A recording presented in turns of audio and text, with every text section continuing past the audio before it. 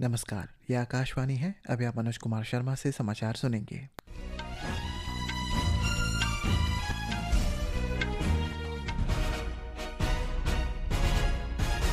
पहले मुख्य समाचार। लोकसभा में वंदे मातरम की 150वीं वर्षगांठ पर विशेष चर्चा। प्रधानमंत्री नरेंद्र मोदी ने कहा, राष्ट्रगीत ने देश के स्वतंत्रता संग्राम को ऊर्जा दी और स्वाधीनता सेनानियों के सपनों को साकार करने के लिए आज भी राष्ट्र को प्रेरित कर रहा है। सरकार ने कहा, पिछले एक दशक में देश में बहुआयामी गरीबी 29.17% से घटकर 11.28% हुई। दिल्ली हवाई अड्डे ने कहा, उड़ान में व्यवधान को कम करने और यात्रियों की निर्बाध यात्रा सुनिश्चित करने के लिए सभी हितधारकों के साथ सक्रिय रूप से समन्वय किया जा रहा है। थाईलैंड ने कंबोडिया के साथ विवादित सीमा पर हमला किया। दोनों देशों ने एक दूसरे पर नए सिरे से तनाव बढ़ाने का आरोप लगाया। और पुरुष हॉकी में भारत आज रात केपटाउन में 3 मैचों की श्रृंखला के दूसरे मैच में मेज़बान दक्षिण अफ्रीका से मुकाबला खेलेगा। अब समाचार विस्तार से।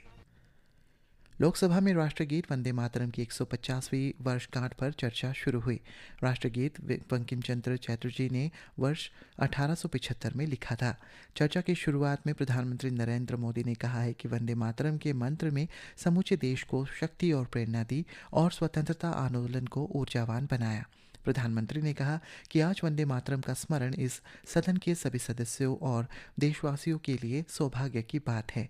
उन्होंने कहा है कि वंदे मातरम ने वर्ष 1947 में स्वतंत्रता प्राप्ति में महत्वपूर्ण भूमिका निभाई। प्रधानमंत्री ने कहा है कि देश के स्वतंत्रता सेनानियों ने अपनी आखिरी सांस तक वंदे मातरम का जय घोष किया। उन्होंने कहा है कि जब वंदे मातरम अपनी 100वीं वर्षगांठ मना रहा था, तब देश आपातकाल से प्रभावित था। वंदे मातरम 150 वर्ष की यात्रा अनेक पड़ावों से गुजरी है, लेकिन आदरणीय अध्यक्ष जी, वंदे मातरम का जब 50 वर्ष हुए तब देश गुलामी में जीने के लिए मजबूर था और वंदे मातरम के 100 साल हुए तब देश आपातकाल की जंजीरों में जकड़ा हुआ था। जब वंदे मातरम 100 साल का हुआ तब देशभक्ति के लिए जीने मरने वाले लोगों को जेल के सलाखों के पीछे बंद कर दिया गया था। जिस वंदे मातरम के गीत ने देश को आजादी की ऊर्जा दी थी। चर्चा में भाग लेते हुए कांग्रेस सांसद गौरव गोगोई ने कहा है कि बंगाल के कई लेखकों और कवियों ने स्वाधीनता आंदोलन में प्राण फूंकने वाले गीत लिखे। लोकसभा अध्यक्ष ओम बिरला ने कहा है कि वंदे मातरम गीत ने औपनिवेशिक शासन के खिलाफ कठिन समय में ऊर्जा और आशा का संचार किया। माननीय श्री बंकिम चंद्र चट्टोपाध्याय जी ने रचित वंदे मातरम की प्रत्येक पंक्ति में भारत की प्रकृति, मातृत्व, वात्सल्य, सौंदर्य और शक्ति का अद्भुत संगम है। ये गीत उस युग में आशा की ज्योति बनकर उभरा जब देश गुलामी के अंधकार से जूझ रहा था। ये गीत ने लाखों भारतीयों को अपने भीतर स्वतंत्रता का सपना देखने का साहस दिया। राष्ट्रगीत वंदे मातरम की 150वीं वर्षगांठ पर विशेष चर्चा से पहले केंद्रीय संस्कृति मंत्री गजेंद्र सिंह शेखावत ने कहा है कि वंदे मातरम ने स्वतंत्रता संग्राम में लोगों को एकजुट करने में महत्वपूर्ण भूमिका निभाई। खाद्य प्रसंस्करण उद्योग मंत्री चिराग पासवान ने कहा कि युवा पीढ़ी के लिए वंदे मातरम के महत्व और इसकी भावना को समझना महत्वपूर्ण है। संसद के बाहर मीडिया से बातचीत में श्री पासवान ने कहा कि युवाओं से इस विशेष चर्चा को सुनने का आग्रह भी किया। मुझे लगता है ये वंदे मातरम के 150 साल पूरे होने पर ही नहीं बल्कि आने वाले 150 साल मजबूत नींव वंदे मातरम को लेकर रखने के लिए भी जरूरी है। पीढ़ियां बीती जो शायद वंदे मातरम को जानते हैं, पर इसके महत्व को, इसकी एकजुटता की भावना का शायद वो अंदाजा नहीं लगा सकते। युवा पीढ़ी से विशेष तौर पर आग्रह करूंगा कि जरूर इस बहस को सुने, हर किसी की बातों पर जरूर ध्यान दें। आकाशवाणी समाचार से विशेष बातचीत में भाजपा सांसद शशांक मणि त्रिपाठी ने कहा है कि आज संसद में वंदे मातरम पर चर्चा उन क्रांतिकारी क्षेत्रों और क्रांतिकारियों का स्मरण कराएगी। सरकार ने कहा है कि भारत ने बहुआयामी गरीबी वर्ष 2013-14 के मुकाबले 29.17% से घटकर 2022-23 में 11.28% हो गई है। लोकसभा में प्रश्नकाल के दौरान उत्तर देते हुए वित्त राज्य मंत्री पंकज चौधरी ने बताया है कि इस अवधि के दौरान लगभग 24 करोड़ 8 लाख लोग गरीबी रेखा से बाहर आए हैं। अंतर्राष्ट्रीय गरीबी रेखा पर विश्व बैंक की रिपोर्ट का हवाला देते हुए श्री चौधरी ने कहा है कि सरकार असमानता को दूर करने, सामाजिक गतिशीलता को बढ़ावा देने और निष्पक्ष आर्थिक भागीदारी सुनिश्चित करने के लिए प्रतिबद्ध है।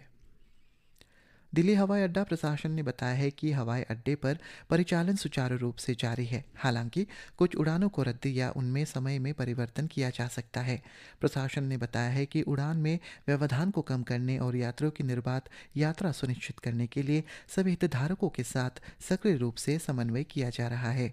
यात्रियों को संबोधित करते विमानन कंपनियों ने अपनी उड़ान की स्थिति के बारे में ताज़ा जानकारी लेने की सलाह दी गई है। नागर विमानन मंत्री के राम मोहन नायडू ने कहा है कि विमान सुरक्षा से कोई समझौता नहीं किया जा सकता। उन्होंने कहा है कि यह सरकार की सर्वोच्च प्राथमिकता है। उड़ान ड्यूटी समय सीमा संबंधित दिशा निर्देशों से संबंधित पूरक प्रश्नों के जवाब में श्री नायडू ने राज्यसभा में कहा है कि सरकार कई उड़ानों के रद्द होने की स्थिति की जांच कर रही है। उन्होंने कहा है कि सरकार इस स्थिति पर गंभीरता से ध्यान दे रही है और इस मामले में सख्त कार्रवाई की जाएगी। कृषि और किसान कल्याण मंत्री शिवराज सिंह चौहान ने कहा है कि सरकार ने बाजार हस्तक्षेप योजना के अंतर्गत किसानों को उनकी उपज की उचित मूल्य सुनिश्चित करने के लिए एक प्रावधान शुरू किया है। नई दिल्ली में आज कृषि व्यवसाय शिखर सम्मेलन को संबोधित करते हुए श्री चौहान ने कहा है कि बागवानी फसलों का मूल्य यदि निश्चित सीमा से नीचे आता है तो सरकार मॉडल दर और बिक्री मूल्य के बीच के अंतर को सीधे किसान के खाते में जमा करेगी। कानून और न्याय मंत्री अर्जुन राम मेघवाल ने आज कहा है कि पिछले 11 वर्षों में नरेंद्र मोदी सरकार की नीतियों से सामाजिक न्याय की मूल भावना अब जमीनी स्तर तक स्पष्ट रूप से दिखाई दे रही है। नई दिल्ली में एक संवाददाता सम्मेलन में मुद्रा योजना पर श्री मेघवाल ने कहा है कि इस योजना ने नागरिकों को आर्थिक रूप से मजबूत बनाया है। 11 सालों से प्रधानमंत्री नरेंद्र मोदी जी इस देश का नेतृत्व कर रहे हैं, नीतियां बना रहे हैं और जो नीतियां बनी है उसमें सामाजिक न्याय की जो नीति है वो धरातल पे उतरती हुई नजर आ रही है। मैंने चेंज देखा है जी, गांव में किसी का कच्चा मकान था पक्का हो गया, किसी के घर में बिजली नहीं थी बिजली आ गई, किसी को लोन की जरूरत थी तो मुद्रा योजना में लोन मिल गया, किसी के घर शौचालय नहीं था उसको शौचालय हो गया। सामाजिक न्याय इसी का ही परिणाम है कि आज 25 करोड़ लोग गरीबी रेखा से बाहर आ गए। सरकार ने एक वायरल ईमेल का खंडन किया है जिसमें दावा किया गया है कि सरकार ने नागरिकों से ई पैन कार्ड डाउनलोड करने को कहा है। पत्र सूचना कार्यालय की तथ्य जांच इकाई ने बताया है कि यह ईमेल फर्जी है। जांच इकाई ने नागरिकों को ऐसे ईमेल, लिंक, कॉल और एसएमएस का जवाब न देने की सलाह दी जिसमें उनसे वित्तीय जानकारी साझा करने को कहा जाता है। विदेश मंत्री डॉक्टर एस जयशंकर ने आज नई दिल्ली में यूरोपीय व्यापार और आर्थिक सुरक्षा आयुक्त मारोस शेफचोविच से मुलाकात की। सोशल मीडिया पर एक पोस्ट में डॉक्टर जयशंकर ने विश्वास व्यक्त किया है कि यूरोपीय आयुक्त और उनकी टीम के साथ सार्थक चर्चा होगी। थाईलैंड और कंबोडिया की सीमा पर तनाव बढ़ गया है। सिसाकेट और उबोन रचियानी प्रांतों में थाईलैंड की सेना ने आज सुबह विवादित सीमा पर हवाई हमले किए। थाईलैंड की सेना ने बताया है कि कंबोडिया के सैनिकों ने गोलीबारी की। जवाबी हमले में थाईलैंड ने एक नागरिक की मौत हो गई है और कई अन्य घायल हुए। थाईलैंड ने कहा है कि उसके विमानों में सैन्य ठिकानों पर निशाना बनाया गया। इस बीच कंबोडिया ने इसका खंडन करते हुए कहा है कि थाईलैंड की सेना ने प्रीविहियर और ओदार मिंचे में टकराव शुरू किया। ये घटनाएं जुलाई में हुई घातक झड़पों के बाद हुई। इसमें 48 लोग मारे गए थे और 3 लाख लोग विस्थापित किए गए थे। पुरुष हॉकी में भारत और दक्षिण अफ्रीका के बीच दूसरा मुकाबला आज रात 10:30 बजे से केपटाउन के हार्ट लेवल स्टेडियम में खेला जाएगा।